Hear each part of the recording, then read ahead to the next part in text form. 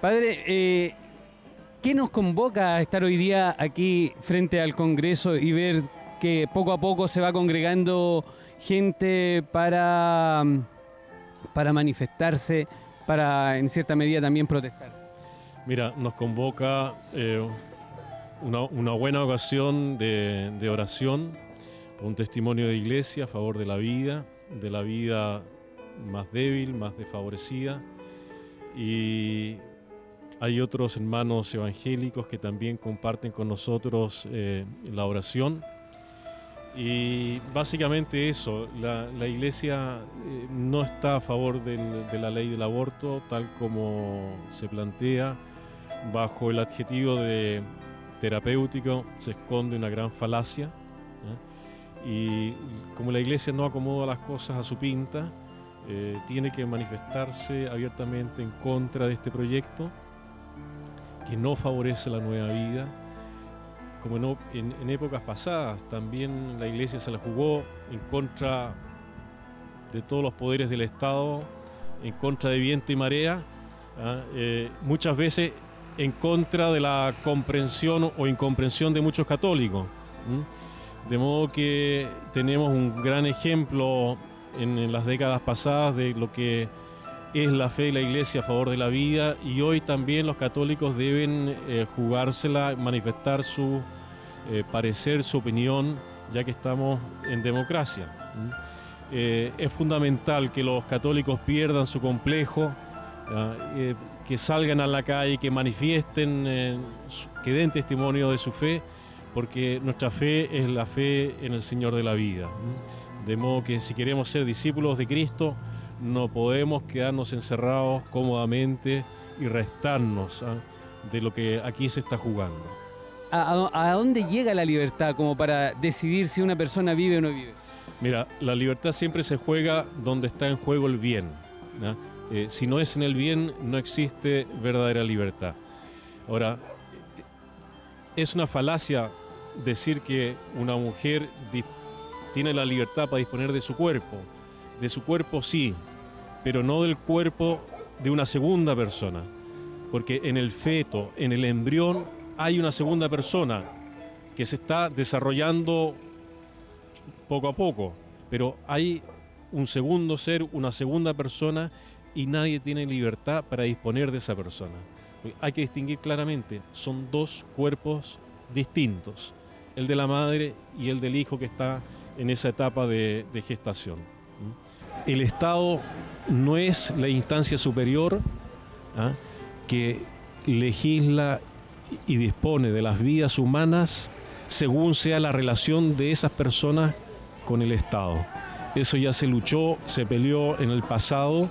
Hoy nadie duda de eso, y hoy debe quedar en claro de que nadie ocupa ese puesto privilegiado de decir este va a vivir o este no va a vivir, este viene mal formado, este va a ser un ser perfecto al cual le vamos a conceder la gracia, entre comillas, de sobrevivir. Gracias a Dios, las madres de quienes van a legislar sobre la vida hoy en Chile no eran partidarias del aborto, porque a lo mejor muchos de ellos habrían sido, quién sabe, hasta eliminados por alguna malformación o algún defecto que se les hubiese encontrado. Y como toda ley en Chile, hay que pensar y hay que tener en cuenta que va a tener sus resquicios legales, va a tener su letra chica, y que no va a ir dirigida únicamente a causas clínicas específicas. No va a faltar quien con dinero compre médicos para que le hagan un aborto y justifiquen con alguna mentira, con alguna boleta falsa, por decirlo así, el aborto que se está realizando. No va a faltar la industria química, farmacéutica, que va a hacer presión hasta el final para que esto se amplíe y se liberalice.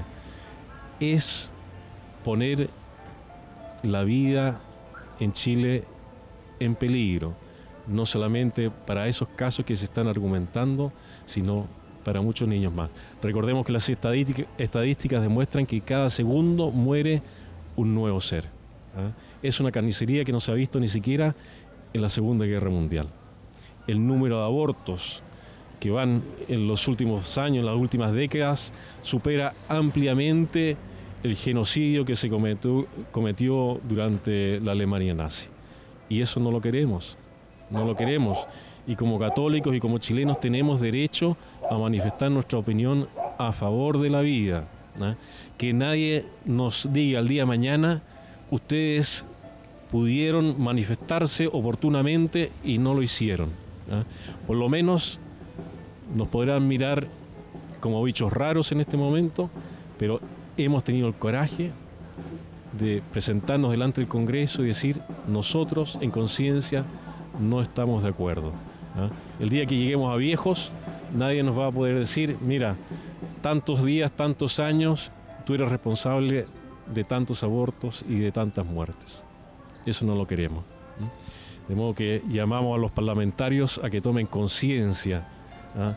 De que en este momento hay un grupo pequeño delante del Congreso, pero son muchas las personas, son millones de chilenos que favorecen la vida y que están de acuerdo en que nos manifestemos así. Chile es vida, siempre lo ha sido un lugar de acogida para todos los perseguidos en el mundo entero. Por eso somos un gran arca de Noé donde se mezclan y conviven distintas culturas, distintas nacionalidades. No podemos cerrarnos ahora a aquello que produce las mismas entrañas de estos chilenos, ¿eh? No podemos ser exclusivistas.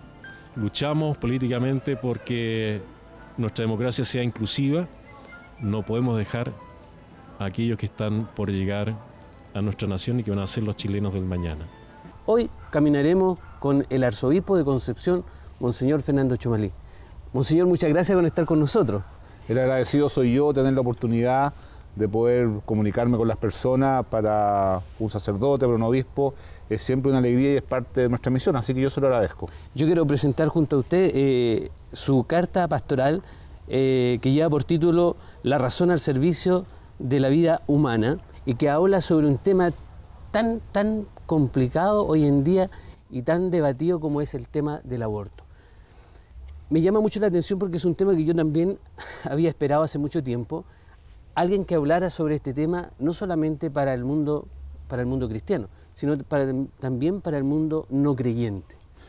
Bueno, efectivamente esta carta pastoral está dirigida a los creyentes y a los no creyentes, porque cualquier persona que busca con sinceridad de corazón la verdad se va a dar cuenta que es absolutamente innecesario legislar respecto del aborto en Chile. ¿Y por qué?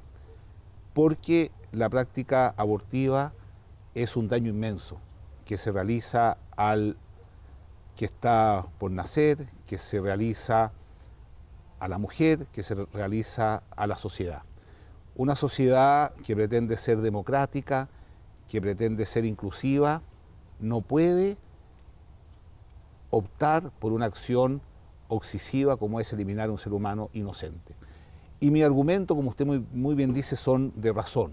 Yo voy dando caso a caso las razones por las cuales no es necesaria esta legislación, y lo único que va a generar es lo que ha pasado en todas partes del mundo, que se va a terminar legislando por el aborto libre, es decir, cualquier mujer que por distintas circunstancias, a veces dramáticas, por cierto, no quiera tener un hijo, va a recurrir al Estado. Y yo me opongo categóricamente a eso. Incluso más, yo digo lo siguiente en mi carta: ¿por qué estamos conversando aquí sobre este tema? Porque nuestra vida fue respetada. De no haber sido respetada nuestra vida, no estaríamos conversando aquí. Y digo, ¿cuándo comenzamos a existir?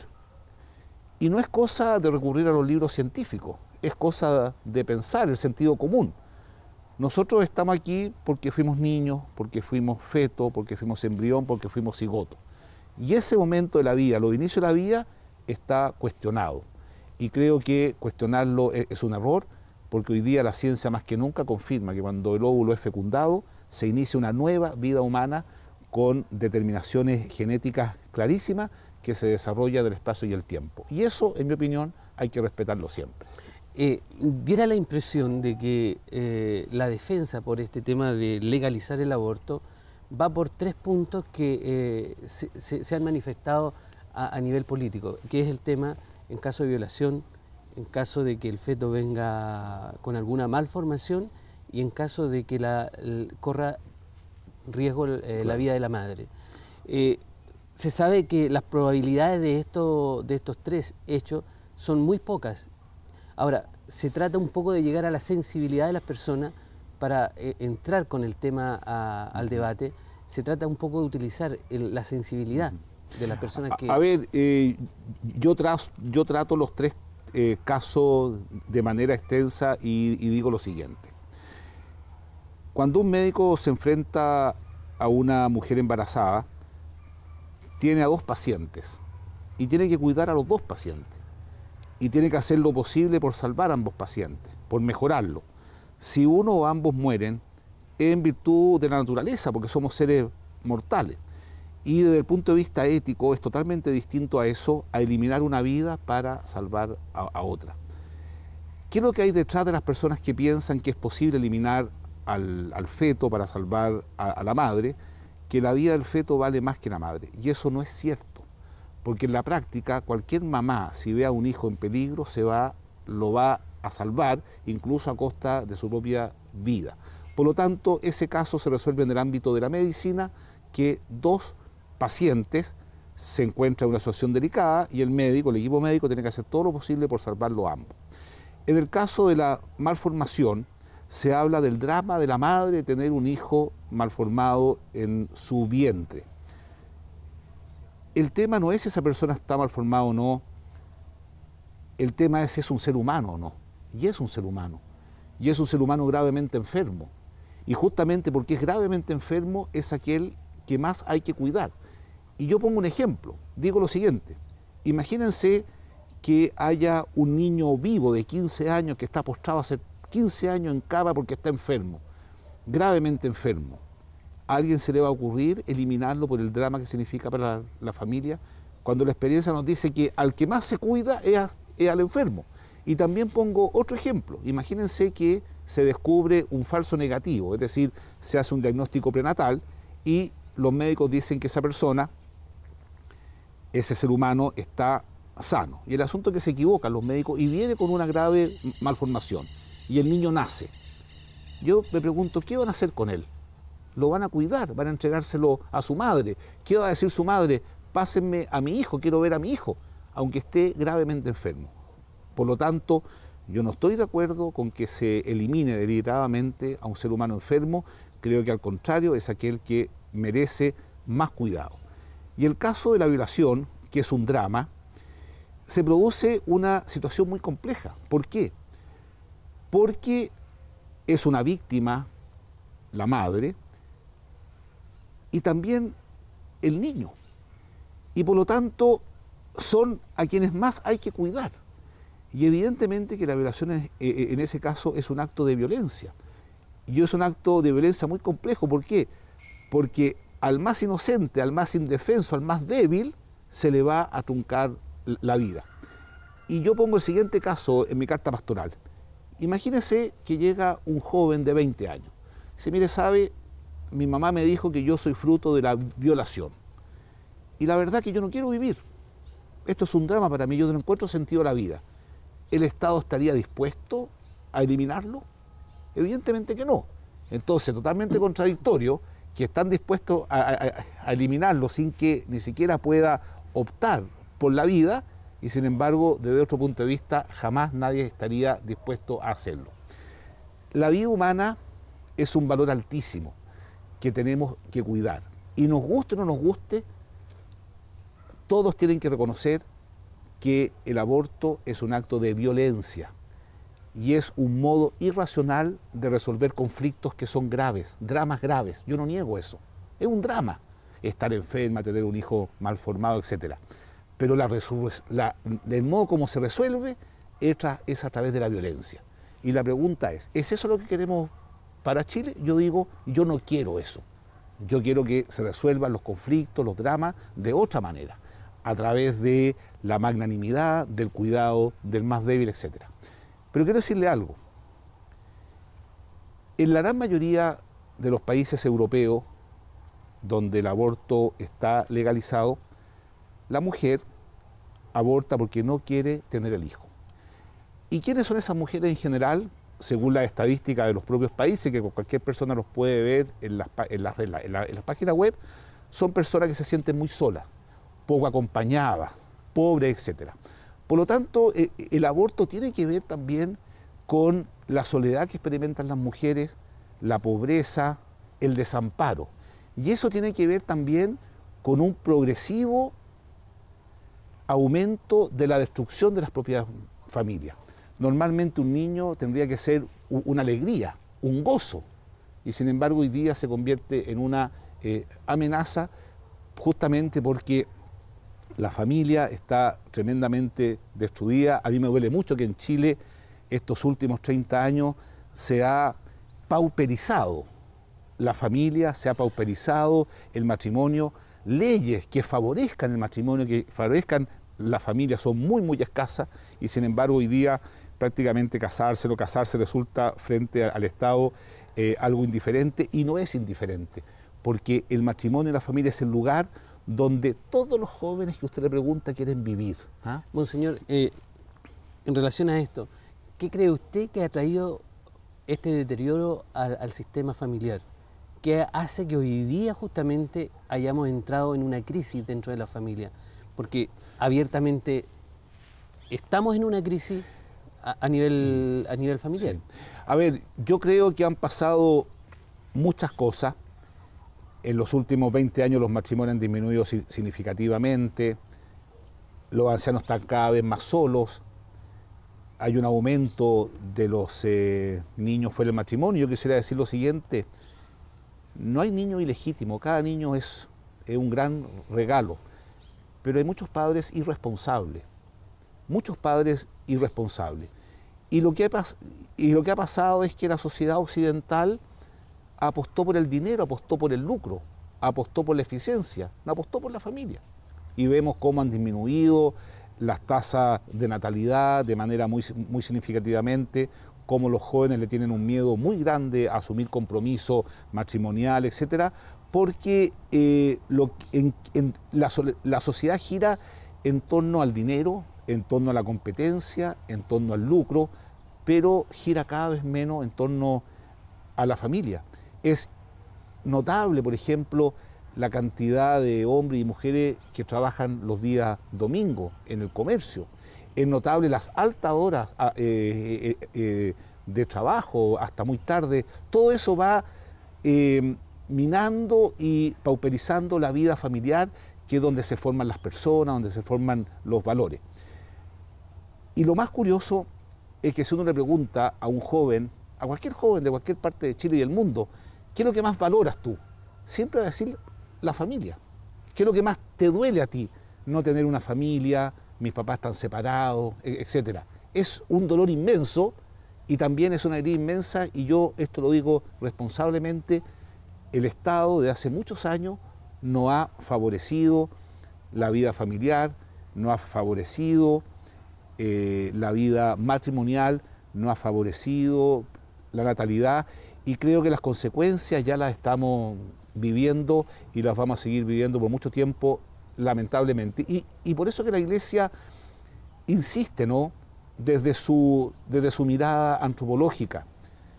La familia es el núcleo de la sociedad, y como nos decía Juan Pablo II en Roderillo, de hecho, dijo: el futuro de la humanidad se fragua en la familia. Por lo tanto, cuando miramos el contexto social en el cual estamos inmersos, nos damos cuenta que los verdaderos temas políticos, los verdaderos temas de estadistas, ¿ya?, no están siendo tratados, y en mi opinión el más importante es la familia. Bueno, señor, el Papa Juan Pablo II en su encíclica Humanis Vitae habla de la cultura de la muerte, y del tema del personalismo humano. Y hoy día, por ejemplo, cuando se habla un tema tan delicado como el tema del aborto, vemos expresiones femeninas a través de la televisión o de las redes sociales, diciendo: yo soy dueña de mi cuerpo, por lo tanto mi cuerpo me pertenece y soy dueño de hacer lo que yo quiera con él. ¿Mm? Y con eso justifican también el optar por el aborto. ¿Qué le diría usted a ese pensamiento que hoy día es más común de lo que uno cree? La verdad que eso no es cierto. No es cierto porque los seres humanos nos comprendemos en relación al otro. Decir que el cuerpo es mío y yo hago lo que quiero con él es una visión tremendamente individualista y egoísta. Nosotros somos una comunidad y nos debemos a los demás. Ahora, mucho más grave es cuando se dice eso en relación al embrión. Eso no es cierto. El neoconcebido es un ser humano distinto al padre y a la madre. Tiene una estructura genética completamente distinta que lo va a acompañar durante toda su vida. Se desarrolla el cuerpo de la mujer, es cierto, pero no es de la mujer. Lo mismo nosotros nos desarrollamos en la sociedad, necesitamos de la sociedad, porque si no nos dan alimento, si no se producen alimentos, nosotros nos vamos a morir. Pero nosotros no somos de la sociedad, en el sentido de que la sociedad puede disponer de nosotros como quiere. Por lo tanto, ese es un error antropológico que ha entrado en la cultura, pero que no es demostrable ni desde el punto de vista científico, ni desde el punto de vista filosófico, y menos desde el punto de vista teológico. De acuerdo a lo que usted nos Son acaba, frases hechas. claro, de acuerdo a lo que usted nos acaba de decir, entonces, cuando hablamos cuando hablamos del embrión, porque es bueno clarificar esto, ¿estamos hablando de un potencial ser humano o estamos hablando de un ser humano con todas sus cualidades y todas sus definiciones distintas a otro? No estamos hablando de un ser humano potencial, porque si estamos hablando de un ser humano potencial, podría entenderse que en algún minuto ese ser humano podría derivar en otra cosa, en otro ser. Y la verdad que eso no acontece nunca. Tiene una estructura genética única y exclusiva, que de manera gradual se desarrolla en el espacio y el tiempo. Es el mismo el que se desarrolla en el espacio y el tiempo. Es un ser humano con potencialidades, que es distinto. La potencialidad de ser médico, la potencialidad de ser obrero, la potencialidad de ser ingeniero, la potencialidad de ser camarógrafo. Pero ¿por qué tiene esa potencialidad? Porque es en acto un ser humano desde el primer instante, que por lo demás fue lo que fuimos cada uno de nosotros. Es decir, cuando una mujer está embarazada, dice: estoy esperando un hijo, y solamente va a surgir un ser humano. Usted tocó el tema de la familia. ¿Qué papel cumple la familia dentro de una adolescente embarazada, de una mujer que muchas veces le toca asumir sola el rol de padre y de madre? O sea, muchas veces la desesperación, la angustia, el dolor, la desesperanza hace que se opte a veces por el aborto, ¿no es cierto?, o como solución rápida. Es. Bueno, de hecho, todas las mujeres, digamos, que se desesperan en virtud de un embarazo, entre paréntesis, a mí no me gusta hablar de embarazo no deseado, porque significa hablar de hijo no deseado, y es terrible que una sociedad diga que hay hijos no deseados. Yo lo encuentro terrible. Pero quiero volver a lo siguiente. Aquellas mujeres embarazadas en situaciones complejas, cuando han estado acompañadas psicológicamente, espiritualmente, familiarmente, etcétera, siempre han optado por la vida. Muchas veces se sienten angustiadas, se sienten rechazadas, cosa que pasa mucho, lamentablemente, llegan a eso, pero evidentemente, y de hecho la Iglesia tiene una serie de instituciones que acompañan a estas mujeres para que den a luz.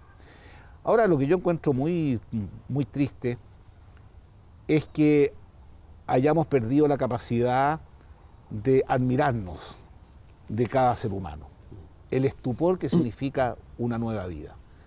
Y al final, para muchos es un mero instrumento que puede ser utilizado en un sentido u otro, y creo que eso nos hace mucho daño. Y esto es un inicio que no tiene término. Después va a seguir la eutanasia, etcétera. Yo creo que tenemos que volver a la fuente, y para eso tenemos que hacernos dos grandes preguntas que en mi opinión están bastante ausentes. En primer lugar, ¿qué queremos como país? ¿Qué sociedad queremos construir? Una sociedad donde nos miremos como hermanos. Y en segundo lugar, la pregunta que quiénes somos. Y cuando logremos descubrir quiénes somos, la maravilla que es cada ser humano, nos vamos a dar cuenta que una ley que despenalice el aborto, que lo legalice, etcétera, es absolutamente contradictorio con la dignidad de ese ser humano, y también preguntarnos qué cultura hemos generado, que hemos llegado a ese tipo de acciones que son utilitaristas, que son prácticas, pero que no dan cuenta del valor que significa cada vida humana. Hay países que muestran sus estadísticas, Alemania, Francia, Italia, qué sé yo, 600.000 nacimientos, 100.000 abortos, 500.000 nacimientos, 150.000 abortos, etc. Y yo pienso, qué terrible una sociedad que tenga como práctica ya eliminar a sus propios hijos, ¿no? Y de hecho me contaban que en Francia existe lo que se llama el síndrome del sobreviviente. Porque cuando los propios niños en el colegio les enseñan esto, ellos se preguntan, bueno, pero yo tuve algún hermano, le preguntan a sus propias madres si se abortaron, y evidentemente que eso genera una cultura del terror, la verdad. Entonces, pensar que en Chile ya vamos por ese camino donde el matrimonio se ha pauperizado absolutamente, pienso que tenemos que pensar seriamente hacia dónde vamos, y en ese sentido la Iglesia va a seguir siendo una voz muy clara en defender y en promover lo que llama Benedicto, y también el Papa lo ha hecho, los valores no negociables.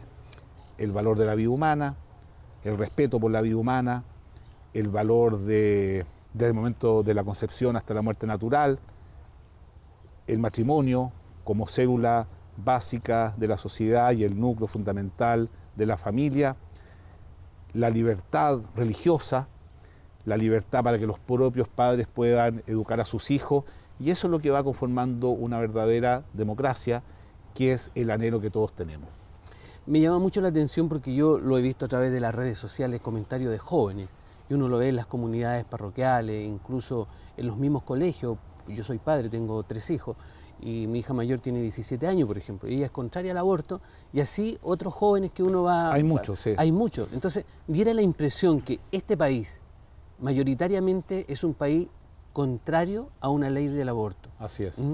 Pero sin embargo, uno se enfrenta a los personajes públicos, dentro del mismo mundo político, por ejemplo, que se descalifican el tema de los valores. O sea, cuando se habla este tema, o cuando se habla el tema del divorcio, o se habla el tema de la eutanasia y otros temas sumamente delicados, inmediatamente se relega a decir así en forma despectiva, este es un tema valórico, como queriendo decir, los temas valóricos son solamente para algún tipo de persona, los demás no tienen derecho al tema valórico. Bueno, yo le tengo mucha fe a la razón, ¿ah? La razón que es científica y ética a la vez. Es decir, los seres humanos no solamente nos preguntamos cómo hacemos las cosas, sino que también nos preguntamos respecto de su sentido, y nos preguntamos también respecto de su bondad y su maldad. Yo comparto con usted en el sentido que hay muchos jóvenes que han descubierto el valor de la vida humana y están trabajando arduamente para defenderla desde el momento de la concepción. Los temas llamados valóricos no son temas solamente de quienes profesamos una fe religiosa, que creemos en Jesucristo, sino que es un tema que tiene que ver con la conciencia humana. Todos los seres humanos somos capaces de conocer la verdad, de seguirla, y creo que por el camino que vamos estamos equivocados. Yo esto lo digo con mucha franqueza. Vamos al tema del control de la natalidad. Es un tema que ha estado muy en boga desde los años 80 hasta ahora, la JOCA, después vinieron otros, hasta el día de hoy con el tema de la píldora el día después, etc. ¿Usted cree que hay una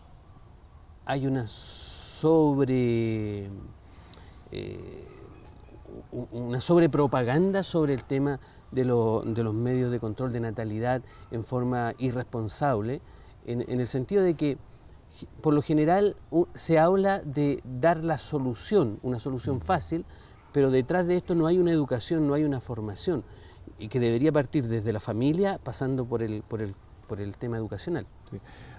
Bueno, yo creo que han pasado varias cosas, eso daría para otro programa, pero yo creo que el tema de fondo es que la cultura occidental disoció absolutamente el amor humano de la sexualidad.